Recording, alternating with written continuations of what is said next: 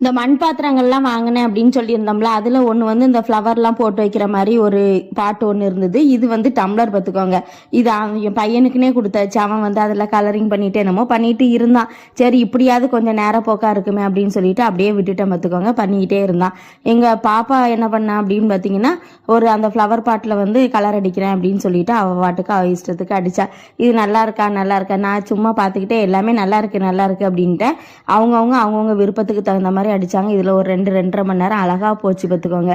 இது TV cell இதெல்லாம் விட்டுட்டு அழகா உட்காந்து ஒவ்வொரு கலரா பார்த்து அடிச்சுக்கிட்டு வச்சுக்கிட்டு அந்த மாதிரிலாம் இருந்தாங்க. கடைசியில் ஒவ்வொரு ஆளாக அடிச்சு முடிச்சுட்டாங்க பார்த்துக்கோங்க. நான் கொஞ்சம் பூ வேற கட்டிட்டு இருந்தேன்னா அதில் கொஞ்சம் இந்த பிஞ்சு பூலாம் இருக்கும்ல, அதையும் அதுக்குள்ளே போட்டு வீட்டில் பூத்த ஒரு ரோஸ் பூவையும் போட்டு மேலே வச்சு அப்புறம் இந்த பட் ரோஸ் எல்லாம் போட்டு எப்படியோ டெக்கரேஷன்லாம் பண்ணி கடைசியில் டீப்பாய் மேலே அழகாக வச்சுட்டா பார்த்துக்கோங்க எங்கள் பாப்பா. பரவாயில்ல, குறைய விலையிலேயே சூப்பராக அழகாக ஒரு டெக்கரேஷன் வீட்டுக்கு முடிஞ்சுது.